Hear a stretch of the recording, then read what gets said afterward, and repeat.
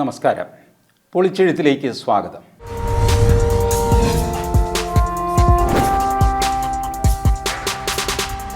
കഴിഞ്ഞ ലക്കത്തിൽ നമ്മൾ EMS സർക്കാരിൻ്റെയും പിണറായി സർക്കാരിൻ്റെയും പോലീസിനെ പറ്റി ചർച്ച ചെയ്യാനാണ് ആലോചിച്ചത്.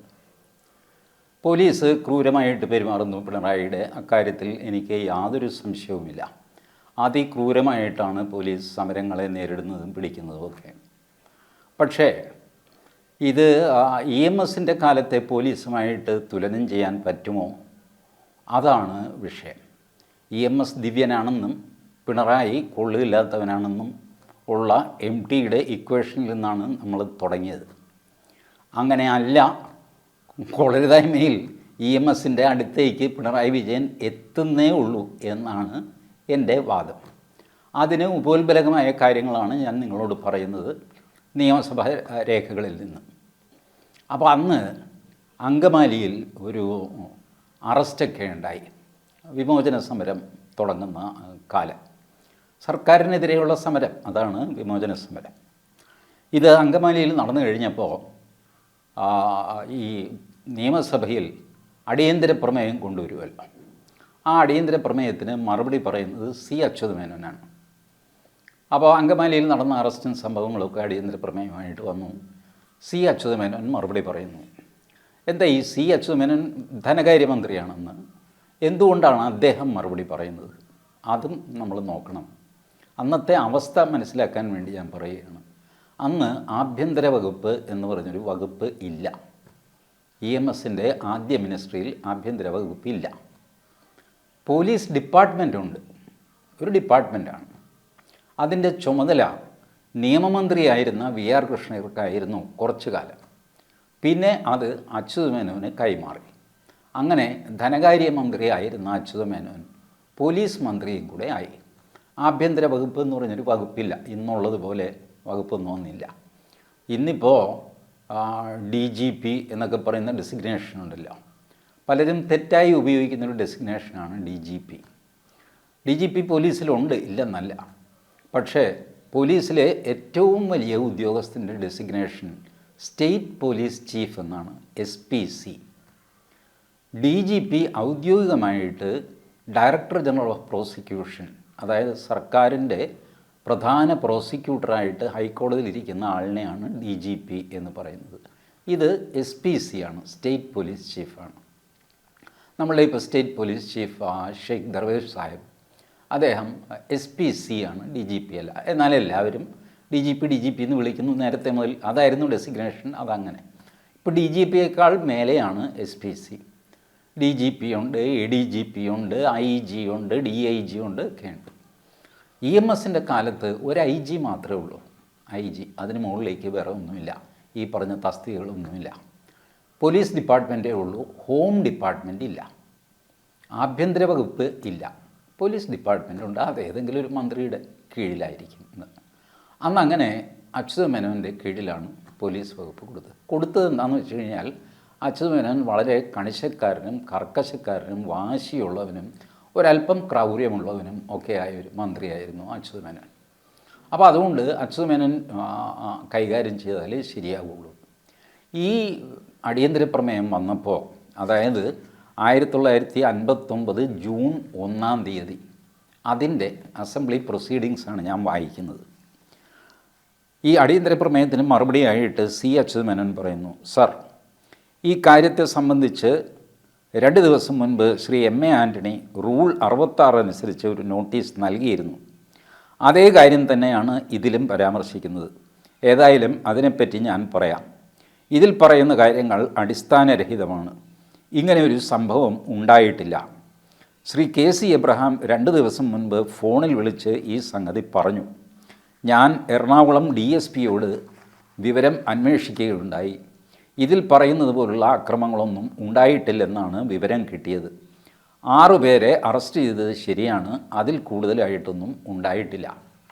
അങ്കമാലിയിൽ 6 പേരെ അറസ്റ്റ് ചെയ്ത് വേറെ ഒന്നും ഉണ്ടായിട്ടില്ല. അപ്പോൾ വേറെ എന്തുണ്ടായി എന്നാണ് ഇവർ പറയുന്നത്? അഗസ്റ്റിൻ പറഞ്ഞു, എബ്രഹാം പറഞ്ഞു എന്നൊക്കെ.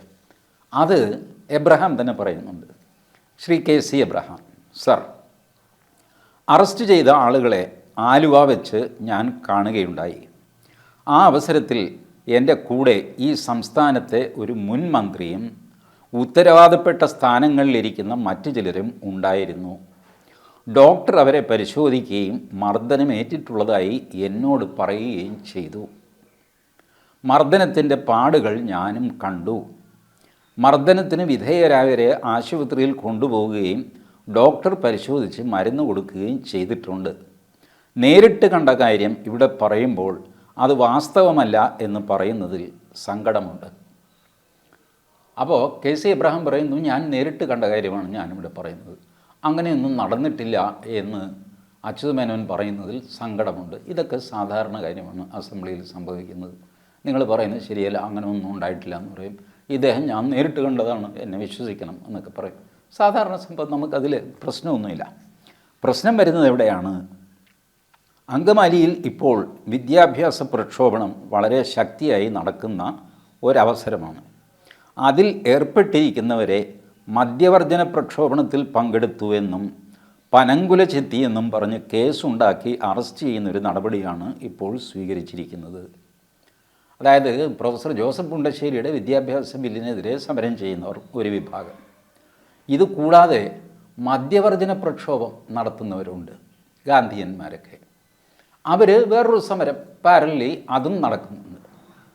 അപ്പോൾ ഈ വിദ്യാഭ്യാസ ബില്ലിനെതിരെ പ്രക്ഷോഭം നടത്തുന്നവരെ മദ്യവർജനക്കാരാണ് എന്ന് പറഞ്ഞാണ് അറസ്റ്റ് ചെയ്തിരിക്കുന്നത്. പനങ്കൊല ചെത്തിയെന്നും മറ്റും പറഞ്ഞിട്ട് അറസ്റ്റ് ചെയ്യുന്നു. മദ്യവർജന പ്രക്ഷോഭണം ഒരു കുറ്റമായി ഞങ്ങൾ കരുതിയിട്ടില്ല. ഗവൺമെൻറ് അങ്ങനെ വിശ്വസിക്കുന്നതായി അറിയാൻ കഴിഞ്ഞിട്ടില്ല. പനങ്കുല വെട്ടുന്നത് ന്യായരഹിതമാണെന്ന് വാദത്തിന് വേണ്ടി സമ്മതിച്ചാൽ തന്നെ ആ കുറ്റത്തിന് അറസ്റ്റ് ചെയ്തവരെ മർദ്ദിക്കുന്നത് ന്യായമാണോ? അറസ്റ്റ് ചെയ്തവരെ പോലീസ് സ്റ്റേഷനിൽ കൊണ്ടുപോയി രാത്രിയിൽ മർദ്ദിക്കുകയാണ് ചെയ്തത്. ഒരു ചെറ്റക്കുടിൽ കയറി 87 ദിവസം പ്രായമുള്ള ഒരു കുട്ടിയെ ചവിട്ടി അവശതയാക്കുകയും ചെയ്തു.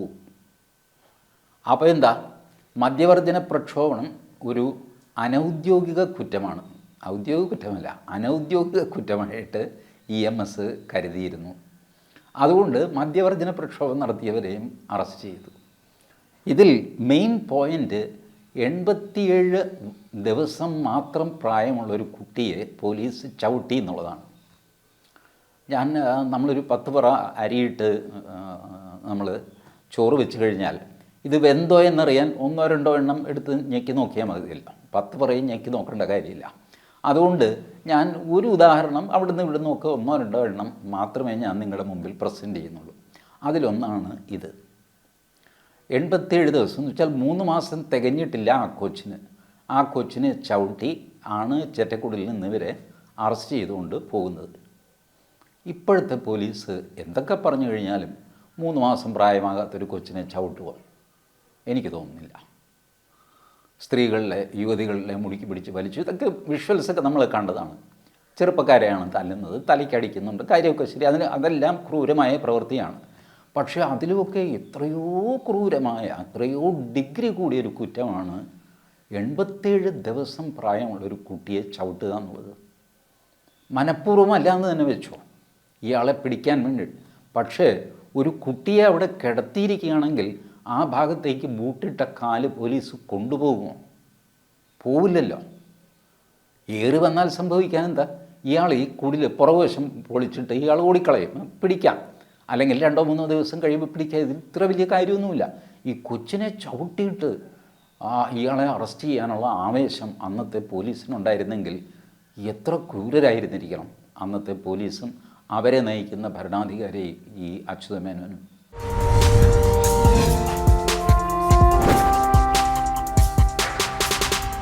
ഈ സംഭവം നടന്നു എന്ന് വന്നു കഴിഞ്ഞാൽ വലിയ നാണക്കേടാണ് നിയമസഭയിൽ. അതുകൊണ്ട് അച്യുതമേനോൻ കണ്ടയക്കുന്നു. അങ്ങനെ ഒന്നും ഉണ്ടായിട്ടേ ഇല്ല. 6 പേരെ അറസ്റ്റ് ചെയ്തു, പക്ഷേ ഈ പറഞ്ഞ ഒരു കാര്യവും സംഭവിച്ചിട്ടില്ല. മദ്യവർജനക്കാരെ അറസ്റ്റ് ചെയ്തിട്ടില്ല, കുഞ്ഞിനെ ചവിട്ടിയിട്ടില്ല എന്നൊക്കെ പറയും. അപ്പോൾ നടന്ന കാര്യം നടന്നില്ല എന്ന് പറയാൻ അന്ന് എളുപ്പമാണ്. കാരണം അന്നാകെ ഫോട്ടോഗ്രാഫി മാത്രമേ ഉള്ളൂ. ഈ മൊബൈൽ ക്യാമറ ഇതൊന്നുമില്ലല്ലോ. ഫോട്ടോ എടുക്കാനുള്ള ആളുമില്ല ആ കുടിലിനുള്ളിൽ. പിന്നെ എങ്ങനെ അറിയാനാ? ചവിട്ടുകൊണ്ട് കുട്ടി പരിക്കേറ്റവർ ഇവരൊക്കെ ഉണ്ട്. പക്ഷേ അത് നടന്നിട്ടില്ല എന്ന് അച്യുതമേനോൻ അങ്ങ് തട്ടി അങ്ങ് വിടുകയാണ്. എന്ത് ചെയ്യും? ഇത്ര വലിയ ക്രൂരത ഇന്നാണെങ്കിൽ നടക്കുമോ എന്നാണ് ഞാൻ ചോദിക്കുന്നത്. അപ്പോൾ EMSൻ്റെ ഭരണം സ്വർഗതുല്യമായിരുന്നെന്നും ഇപ്പോൾ പിണറായി വിജയൻ കുളമാക്കിയെന്നും പറയുന്നത് സത്യസന്ധമാണ്? അല്ലല്ലോ.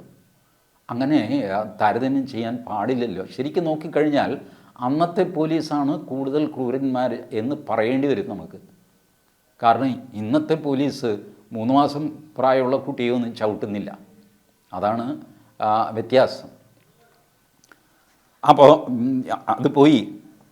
ഇത് കഴിഞ്ഞ് അച്യുതമേനോൻ അടുത്ത സ്റ്റേറ്റ്മെൻറ്റ് നടത്തുന്നു. ശ്രീ KC എബ്രഹാം പറഞ്ഞതുപോലെയുള്ള പരാതികൾ ഒന്നും ഉണ്ടായിട്ടില്ല. പക്ഷേ ഇത്തരം പരാതികൾ ഇനിയും ഉണ്ടാകാനിടയുണ്ടെന്ന് ഗവൺമെൻറ്റിനറിയാം.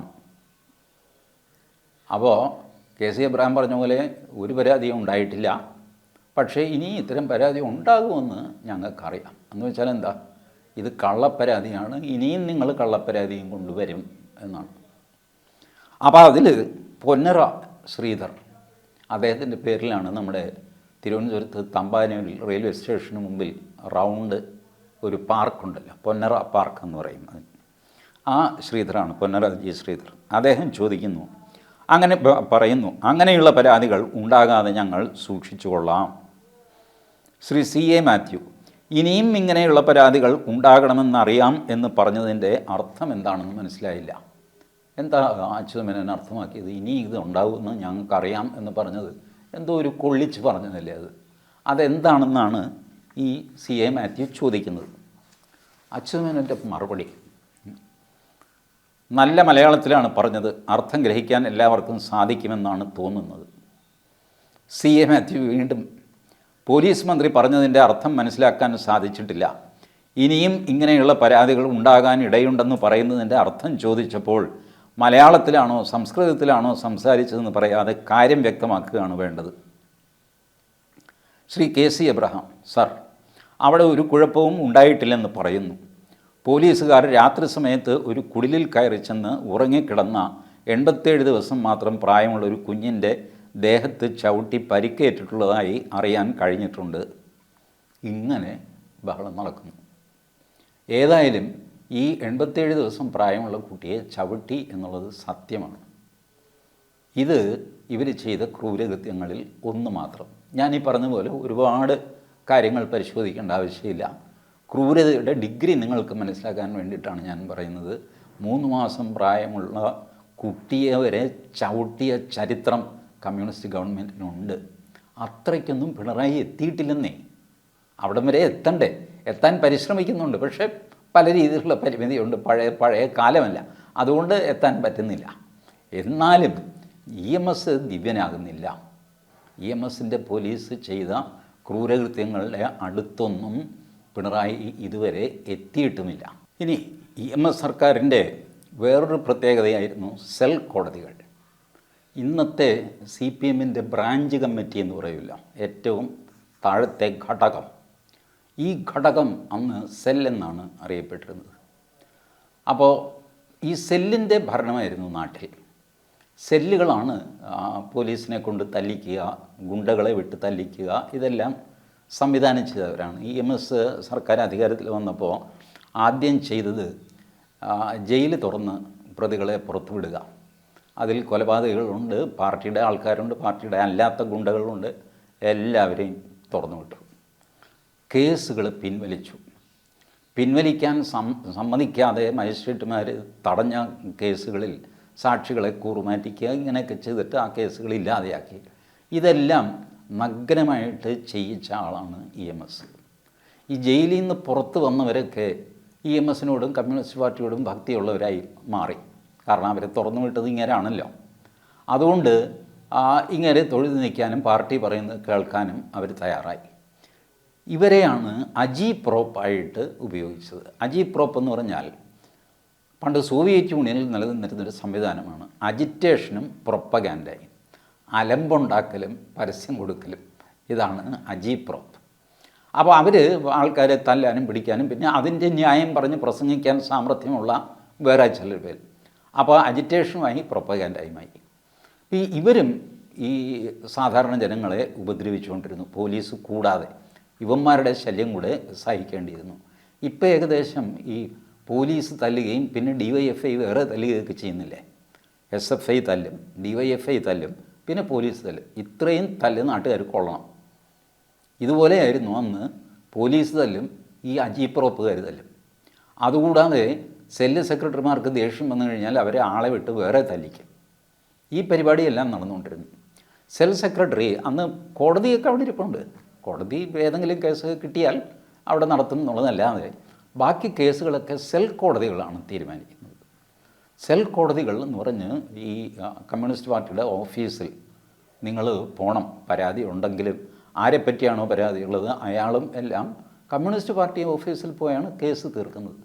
അതിന് സമൻസ് വരും പാർട്ടിയിൽ നിന്ന്. അങ്ങനത്തെ ഒരു 2 സമൻസ് ഞാൻ വായിക്കാം. പത്തനംതിട്ട താലൂക്കിൽ റാന്നി പകുതിയിൽ കുന്നംമുറി ഇടത്തിക്കാട്ടിൽ എക്സ്ചേഞ്ചായി അനുവദിച്ചു തന്നിട്ടുള്ള സ്ഥലത്ത് പുതുതായി കൃഷിക്ക് വന്നിട്ടുള്ള കുഞ്ഞുലോനപ്പൻ എന്ന് വിളിച്ചു വരുന്ന ആളിൻ്റെ മക്കൾ ഉലഹന്നാൻ മണി, ഉലഹന്നാൻ ജോൺ എന്നിവരെ തെര്യപ്പെടുത്തുന്ന നോട്ടീസ്. നിങ്ങളെ പ്രതിയാക്കി T സ്ഥലത്ത് താമസം വെച്ച് കുന്നേൽ മർക്കോസ് വർക്കി ഇന്ത്യൻ കമ്മ്യൂണിസ്റ്റ് പാർട്ടി ചാത്തൻതറ സെല്ലിലേക്ക് തന്നിട്ടുള്ള കേസാണേ. കേസ് ഇന്നേ ദിവസം 8/7/1957 തിങ്കളാഴ്ച 4 മണിക്ക് തീർക്കുന്നതിന് തീരുമാനിച്ചിരിക്കുന്നതിനാൽ കൃത്യസമയം ചാത്തൻതറ കവലയിലുള്ള ഇലക്ഷൻ ഓഫീസിൽ വന്നു ചേരണമെന്ന് ഇതിനാൽ അറിയിച്ചുകൊള്ളുന്നു എന്ന് സെൽ സെക്രട്ടറി സഖാവ് OM കുഞ്ഞുചെറുക്കൻ ഒപ്പ്. ഇതാണ് കമ്മ്യൂണിസ്റ്റ് പാർട്ടി അയച്ചുകൊണ്ടിരുന്ന സമ്മൻസ്. ഈ സമ്മൻസ് കിട്ടി ഇവർ പോയില്ലെങ്കിൽ മാണിക്കും തല്ല് കിട്ടും, ഉലഹന്നാനും തല്ല് കിട്ടും, എല്ലാവർക്കും കിട്ടും. കമ്മ്യൂണിസ്റ്റ് പാർട്ടിയുടെ തല്ല് കിട്ടും. കേസ് തീർക്കുന്നത് കമ്മ്യൂണിസ്റ്റ് പാർട്ടി ഓഫീസിൽ വെച്ചിട്ടാണ്. സമ്മൻസാണ് ഞാൻ ഈ വായിച്ചത്. ഇനി മുൻ നിശ്ചയപ്രകാരം മണക്കാരൻ ചാത്തുവിന് സിദ്ധിച്ച കുഴിക്കാണ തീറാധാരപ്രകാരമുള്ള 2 ഏക്കർ 21 സെൻറ്റ് സ്ഥലം അളവ് ചെയ്ത് നിങ്ങളും കുഞ്ഞിരാമനുമായുള്ള അതിർത്തി തർക്കങ്ങൾ തീർപ്പാൻ 14/7/1957 നിശ്ചയിച്ചിട്ടുണ്ട്. സ്ഥലത്തിൻ്റെ വിസ്തീർണത്തെപ്പറ്റി വല്ല ആക്ഷേപവുമുണ്ടെങ്കിൽ ശരിയായ രേഖകളോടുകൂടി അളവ് ചെയ്യാൻ നിങ്ങൾ സഹകരിക്കേണ്ടതാണ്. അളവ് ചെയ്യുന്ന ഗവൺമെൻറ് ഉദ്യോഗസ്ഥന് ആ ദിവസം അളവ് ചെയ്യാൻ സാധിക്കാതെ വരുന്ന പക്ഷം വിവരം നിങ്ങളെ ധരിപ്പിക്കുന്നതാണ് എന്ന് OV ചാത്തൻ, കമ്മ്യൂണിസ്റ്റ് പാർട്ടി ഓഫീസ്, പട്ടണക്കാട്. ചേർത്തലയ്ക്ക് അടുത്തുള്ളൊരു സ്ഥലമാണ് ഈ പട്ടണക്കാട്. പട്ടണക്കാട് സെല്ല് സെക്രട്ടറി അയച്ച സമൻസാണിത്. അളക്കാൻ തീരുമാനിച്ചു. സർക്കാർ ഉദ്യോഗസ്ഥനെ ഏർപ്പാടാക്കിയിട്ടുണ്ട്. ആരേർപ്പാടാക്കി? പാർട്ടി ഏർപ്പാടാക്കി. അളക്കാൻ വരുന്ന ഉദ്യോഗസ്ഥൻ പാർട്ടി ഈ വിവരം അറിയിച്ചിട്ടുണ്ട്. ഇനി എന്തെങ്കിലും കാരണവശാൽ അയാൾക്ക് വരാൻ അസൗകര്യമാണെങ്കിൽ ആ വിവരം ഞങ്ങൾ അറിയിക്കാം. പക്ഷേ ഇത്രാം തീയതി അളവ് നടക്കും. ഇതൊക്കെ പാർട്ടി തീരുമാനിക്കുകയാണ്. സർക്കാർ ഉദ്യോഗസ്ഥനെ തീരുമാനിക്കുന്നതും വിളിച്ചു വരുത്തുന്നതും പാർട്ടി, അളവ് നടത്തുന്നത് ഉദ്യോഗസ്ഥൻ, അത് സൂപ്പർവൈസ് ചെയ്യുന്നത് പാർട്ടി, ഇതെല്ലാം പാർട്ടി ചെയ്യും. ഇതായിരുന്നു അന്നത്തെ അവസ്ഥ. ഇന്ന് കമ്മ്യൂണിസ്റ്റ് പാർട്ടി ഏതെങ്കിലും ഒരു മനുഷ്യന് സമ്മൻസ് അയക്കാൻ ധൈര്യപ്പെടുക?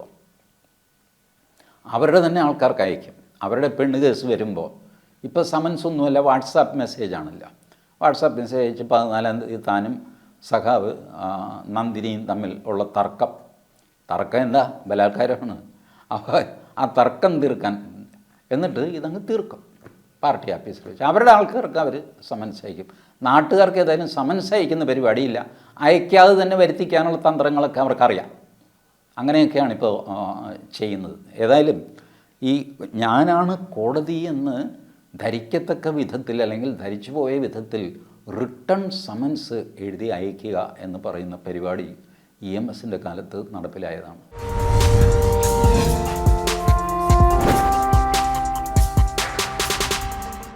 നിങ്ങൾ ആലോചിച്ച് നോക്കൂ, കാലം എത്ര മാറി. ഇന്നിപ്പോൾ സമൻസ് ഇല്ല. കുറഞ്ഞ പക്ഷം നമ്മുടെ വസ്തു തർക്കത്തിന് നമുക്ക് കോടതിയിൽ പോവാം. CPM ഒരു നോട്ടീസ് അയച്ചാൽ തന്നെ നീ പോയി പാട് നോക്കണം, ഞാൻ കോടതിയിൽ പൊക്കോളാം എന്ന് നമുക്ക് പറയാം. അങ്ങനെ പറഞ്ഞു എന്ന് വിചാരിച്ചിട്ട് വലിയ തല്ലൊന്നും ഉണ്ടാവില്ല. അത് സാഹചര്യം പോലെ ഇരിക്കും കേട്ടോ. നിങ്ങൾ എവിടെയാണ് ജീവിക്കുന്നത് നോക്കിയിട്ട് നിങ്ങൾ തീരുമാനിക്കണം CPM ഓഫീസിൽ പരാതി കൊടുക്കണോ അതോ കോടതിയിൽ കൊടുക്കണോ എന്ന്. കാരണം പ്രാണം കിടക്കണ്ടേ ഇവിടെ. CPM കൂടുതലുള്ള സ്ഥലത്ത് ഇപ്പോഴും അവരുടെ കോടതികൾ പ്രവർത്തിക്കുന്നുണ്ട്. ഞങ്ങൾക്ക് കോടതിയും പോലീസ് സ്റ്റേഷനും ഒക്കെ ഉണ്ടെന്ന് മുൻ വനിതാ കമ്മീഷൻ ചെയർമാൻ MC ജോസഫൈൻ പച്ചയ്ക്ക് വിളിച്ചു പറഞ്ഞാൽ TV-ക്കാരോട്. കോടതിയുണ്ട്, പോലീസുണ്ട് പാർട്ടിക്ക്. അപ്പോൾ ഇപ്പോഴും പാർട്ടി കോടതി നിലവിലുണ്ട്. പഴയ പോലെ EMSൻ്റെ പോലെ ബ്ലേറ്റൻ്റ് ആയിട്ടുള്ള ഒരു നിലയിലേക്ക് പോകാതെ ഒളിവും മറവും ഒക്കെ വെച്ച് ഇപ്പോഴും പ്രവർത്തിക്കുന്നുണ്ട്. ഇതാണ് വ്യത്യാസം.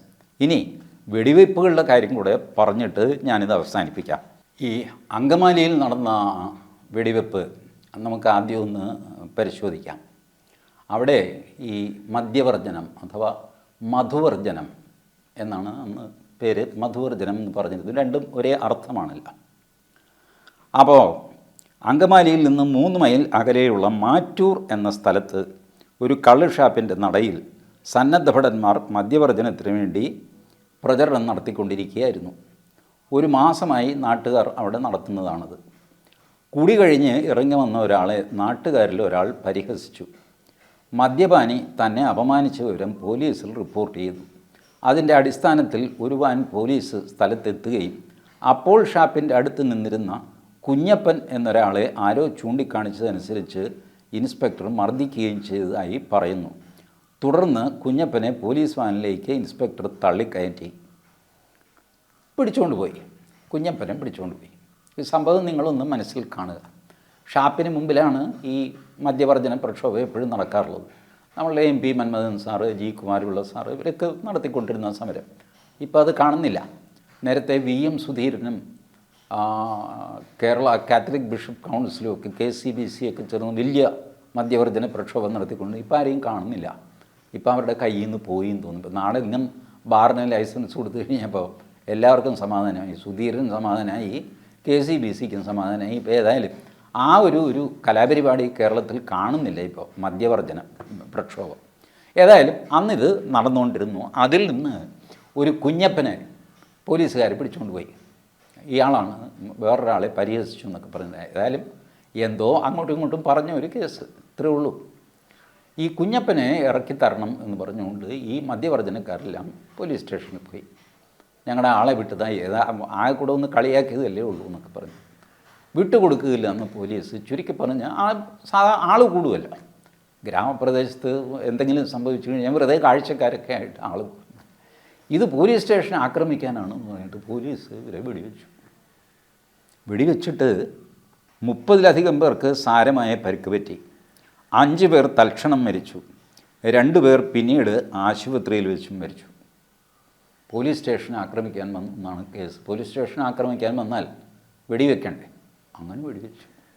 5 പേര് സ്പോട്ടിൽ മരിച്ചു, 2 പേര് ആശുപത്രിയിൽ മരിച്ചു, 30 പേർക്ക് പരിക്ക്. ഇത് പിണറായി വിജയൻ്റെ ഇത്രയും ഭരണകാലത്ത് ഉണ്ടായിട്ടുണ്ടോ? അപ്പോൾ ആരാ മിടുക്കൻ? EMSോ അച്യുതമേനോ അതോ പിണറായി വിജയനോ? ഇപ്പോഴും ഇതൊക്കെ സംഭവിക്കാറുണ്ട്. രാഹുൽ മാങ്കൂട്ടത്തിലിനെ പിടിച്ചുകൊണ്ട് പോയപ്പോൾ എല്ലാവരും കൂടെ പോലീസ് ജീപ്പ് ബ്ലോക്ക് ചെയ്യുന്നു, കണ്ടതാണല്ലോ. ഒടുവിൽ പോലീസ് ബലം പ്രയോഗിച്ച് അവരെയൊക്കെ മാറ്റി മെല്ലെ ജീപ്പ് മുന്നോട്ടെടുത്തിട്ട് അങ്ങനെയൊക്കെയാണ് പോകുന്നത്. ഇതിനിടയ്ക്ക് ഒരു പോലീസുകാരൻ വെടിവെച്ചാൽ നിങ്ങൾ എന്തു ചെയ്യും? ഇതൊക്കെ സാധാരണ നടക്കുന്ന സംഭവങ്ങളാണല്ലോ. അപ്പോൾ അന്ന് EMSൻ്റെ സൊല്യൂഷൻ എല്ലാത്തിനും വെടിവെപ്പാണ്. അപ്പോൾ ഇങ്ങനെ അങ്കമാലിയിൽ വെടിവെച്ചു. ചെറിയ തുറയിൽ ഒരു ഗർഭിണിയെ വെടിവെച്ചു വന്നു. ഗർഭിണിയുടെ നേർക്ക് വെടിവെച്ചതല്ല, അത് ഇൻഡിസ്ക്രിമിനേറ്റ് ഫയറിങ് എന്ന് പറയുമല്ലോ. അതിലാണ് ഈ ഗർഭിണി പെട്ടുപോയത്. അവരൊരു കിണറ്റിൻ്റെ മറവിലിരുന്ന് അതിൻ്റെ മൂത്ത കൊച്ചിന് മുല കൊടുക്കുന്നു. 5 മാസം ഗർഭിണിയുമാണ്. ഇവർ വെടിയേറ്റ് മരിച്ചു. അതാണ് ഫ്ലോറി എന്നൊരു ഗർഭിണിയെ എന്നൊക്കെ പറഞ്ഞുള്ള പഴയ മുദ്രാവാക്യം. ഇങ്ങനെ ഇൻഡിസ്ക്രിമിനേറ്റ് ഫയറിങ്. ചന്ദനത്തോപ്പ് കാഷ്യൂ ഫാക്ടറിക്ക് മുമ്പിൽ സമരം ചെയ്തുകൊണ്ടിരുന്ന തൊഴിലാളികളുടെ നേർക്ക് വെടിവെപ്പ് നടത്തി 2 തൊഴിലാളികൾ മരിച്ചു. സ്വതന്ത്ര ഇന്ത്യയിൽ ആദ്യമായിട്ട് തൊഴിലാളിക്ക് നേരെ വെടിവെച്ച സർക്കാർ EMS സർക്കാരാണ്. അത്രയൊന്നും പിണറായി വിജയൻ എത്തിയിട്ടില്ല. പിണറായി വിജയൻ എക്സംഷനുണ്ട്, നക്സലൈറ്റുകളുടെ 2-3 വെടിവെപ്പുണ്ട്. ഇതൊഴിച്ചാൽ നാട്ടുകാരുടെ സമരത്തിലെങ്കും പിണറായി വിജയൻ വെടിവെച്ചിട്ടില്ല ഇതുവരെ. ഇനിയിപ്പോൾ നാളെ വയ്ക്കുമായിരിക്കും. ഞാനാകെ പറയുന്നത് ഈ മഹാനായ EMSൻ്റെ പാതയിൽ പിന്നിലാണ് പിണറായി വിജയൻ നിൽക്കുന്നത്. അതുകൊണ്ട് പിണറായി വിജയൻ മോശവും EMS എത്ര നല്ലവനും എന്നുള്ള ഇക്വേഷൻ ഉണ്ടല്ലോ, അത് വർക്ക് ചെയ്യില്ല, സ്റ്റാൻഡ് ചെയ്യില്ല. മൂന്നാറിൽ വെടിവെപ്പ്, തൊഴിൽ സമരം, എസ്റ്റേറ്റിൽ തേയിലത്തോട്ടത്തിൽ സമരം, അവർ വെടിവെച്ചു. 2 പേർ അവിടെയും മരിച്ചു.